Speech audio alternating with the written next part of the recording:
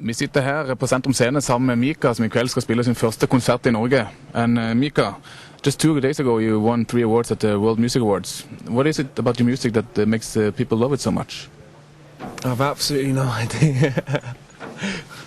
Yeah, I'm supposed to give an answer. It goes, well, you know, it goes, I like to mix elements of, but the truth is, I have absolutely no idea. I think there's some big fat, overweight cherub with wings that can hardly keep it up, sitting on my shoulder, kind of fighting all the devils and stuff away from me, because I write songs purely for myself. I mean, most of it is escapism for myself, and just to kind of deal and process my daily life.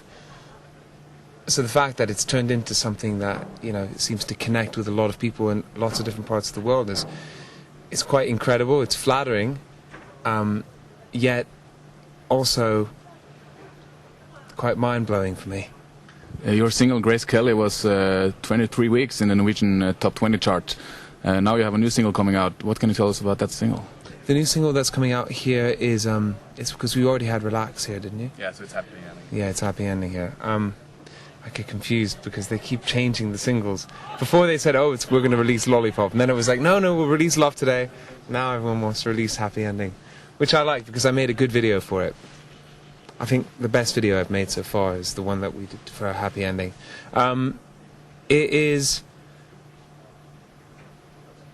Well, look, when I got signed to a major label, I thought, if I get a lot of money to make my record, I'm going to spend it all on making the record, and that's exactly what I did. I went 4 times over budget, but my budget wasn't very big to begin with anyway, so it wasn't that expensive.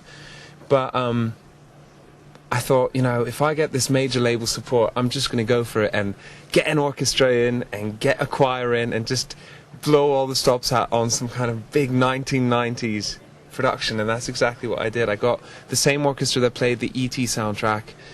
I've got the same string arranger that did the Elton John albums. I've got the same singers that sang on the Michael Jackson songs in Man in the Mirror, and I just went for it and created something that I thought was kind of grand, but at the same time still somewhat classy.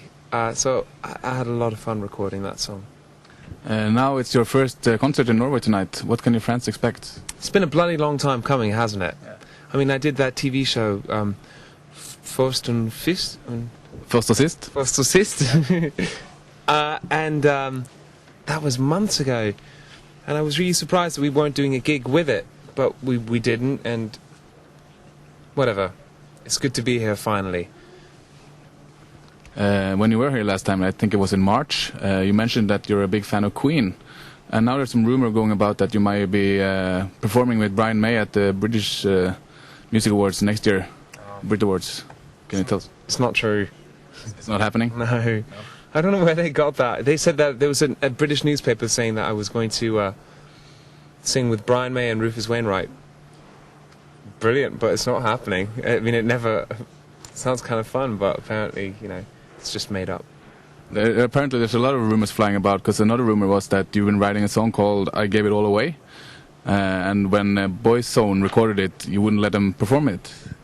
You know, when you write songs, you get a lot of people who want to use them, and especially because I write so many songs, and I just keep them in stashes.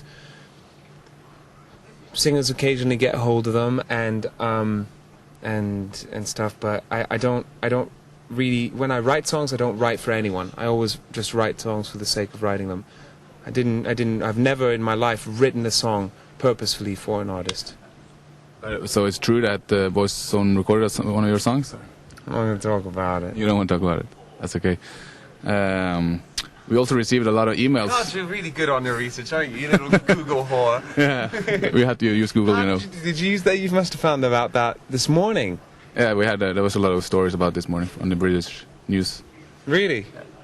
All right. Well, it's better than some of the other stories they've written about me, that's for sure.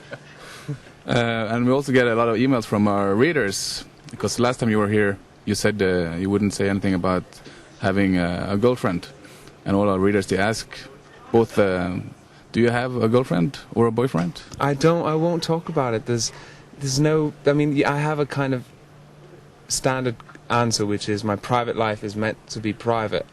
But I mean, that aside, I just think there are limits that you have to set up, and you either lay your entire life and every single part of you out like some kind of buffet for everyone to gouge at, or you have to set up these very, very strict defenses all around you. I chose to set up defenses because I knew it was either everything or nothing. And I know why I'm in this business. I'm not a reality television star. I'm not some sort of Big Brother contestant. I got here simply because of the songs, and that's the only reason why I'm going to keep on doing this. Lastly, how do you like Norway in the wintertime? I really like it. I don't know. My mother doesn't like it. Normally I work with my sisters, but they've all gone to the Caribbean for a wedding. But I don't care. I'd rather be on tour, quite frankly. But my mother's come to replace them for 5 days, and so she's backstage now going, "It's so cold." But I really like it. I think I like the cold temperament. It's just something about the intensity of being indoors. I like Scandinavia as a whole. I think it's brilliant.